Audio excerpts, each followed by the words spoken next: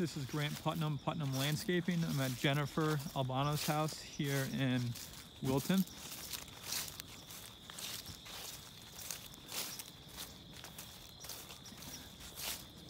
So we have quite a few perennials and plants. Barberry, grasses, spirea.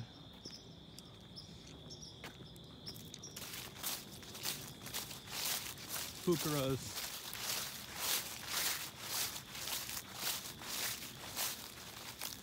Nepeta, which actually were never cut back. That's why they look like that. They were supposed to be cut back about 6 to 8 weeks ago, and then you would have had flowers at this time of the year. Some iris, more grasses. So the property line is actually the front side of these hollies. So you wouldn't end up doing any maintenance on the hollies. You'd stop at the hollies and we would end up mulching just the front on this side. They have sweet peat, but I'm suggesting using regular mulch. The grass is a big sticking point with them, and the fact that there's been some damage to the lawn over time using bigger mowers. So we would have to be super, super careful about that. All these plants on here are all neighbors' plants. The property line is that concrete stake to the opening in the wall over there. Again, more Hamlin grass, spirea, stewartia tree.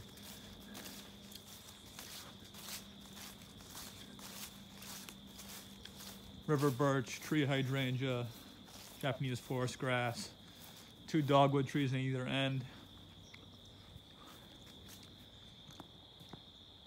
2 hollies. Actually, to be honest with you, these are probably the poorest quality plant you have on the property. So if I was going to switch something out, I might suggest putting in nicer hollies. I think when they were first bought, they were just bought at a grade B quality. So that's something to point out. Okay. You got boxwood, so I would end up spraying fungicides for these, preventive fungicides to prevent boxwood blight. And then also I would be super careful in regards to transferring diseases to the property via the shears. There's also been some snow damage, that's why there's a hole. So we usually tie these with jute twine before the winter, and that prevents them from breaking up when the snow falls off the roof. And these are really expensive. So I would definitely suggest tying all your boxwoods. More mophead hydrangeas, spirea. The spirea should have been trimmed a while back, and these should be trimmed with hedge clippers, not a machine, so they're not like perfect circles like this. And this way, they should have been flowering actually this time of the year. So that wasn't pruned at the proper time. You got a lot of mophead hydrangeas, and again, you just have to be aware, sometimes these won't bloom, depending on the weather. And Andromeda, more boxwoods, mophead hydrangeas, Andromeda, boxwoods. You got a decent amount of boxwoods. Variegated iris, more tree hydrangeas, weeping, pendula weeping cherry, different types of grasses. Mophead hydrangeas.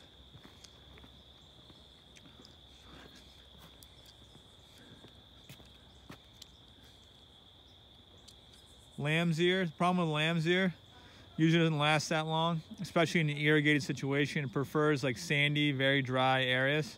So when the water from your irrigation system turns on, it's going to roll down into this lamb's ear. In some years, it's going to turn into mush. So you just got to be aware that perhaps a little bit of a design flaw, because you never usually want to put these within an irrigated bed because they always die over time. So something to point out. That one evergreen here looks off color too. See how it's all yellow on the inside? So that's not a really great sign. That one might be on its way out. Usually it's either planted too low or too much water or a root problem, but that doesn't look too healthy. That one looks like a mugo pine. All the other plants look healthy. Yeah. And you've got more plants over here, more green velvet boxwoods, spireas, Colorado blue spruces, viburnum, Marissa viburnums, bloodgood maple, Over time, these are gonna be too close to each other, so over time you probably wanna move one because these are gonna get much bigger. Another dogwood, more American boxwood, astilbes, grasses, more astilbe, rhododendrons, dogwood. So this is another bed, like 100 feet long by 10 feet wide. This is the water where the water runs down from the street, so you get a lot of water. This is the issue where people were scalping the lawn, not paying attention to the level of the lawn with the lawnmower, so that's kind of a no-brainer, but that's got to be pointed out. I would say you should spray weed killer in between the joints of the patio because you're going to probably get weeds in there if they didn't put any fabric. I'm hoping they put fabric underneath it. So that's a question mark. And the lawn extends all the way back to the first stone wall. So it's pretty straightforward.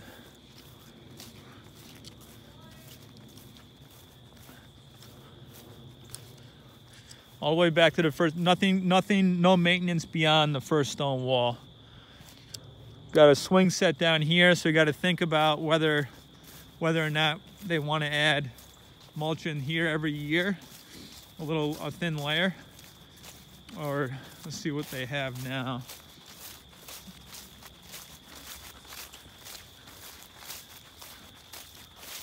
Yeah, you just got regular playground mulch in here for now, with the fabric kind of exposed.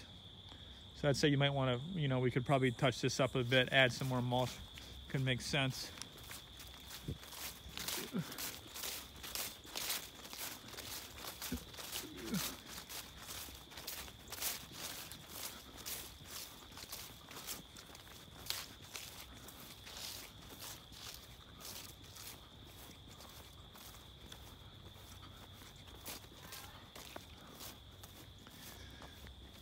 Then you got some dwarf, either little lime or bobo hydrangeas over here. Bunch of knockout roses, different varieties. Some ground covers, looks like some sedum ground cover. Some drift roses. These are the shorter roses that you have. Another mugo pine. And then more boxwood.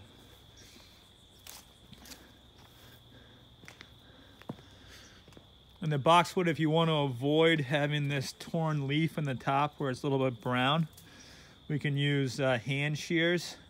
This was trimmed with a machine. That's why you have this torn leaf on the top. It takes a little bit longer to use, shears, hand shears versus using the machine. But then you avoid having this kind of burnt look in the top of your boxwood. And then there's going to be certain plants you're going to have to move. Like the Dutsia wants to grow about 5 feet wide. So you're going to have to move that over time. It's going to get too big.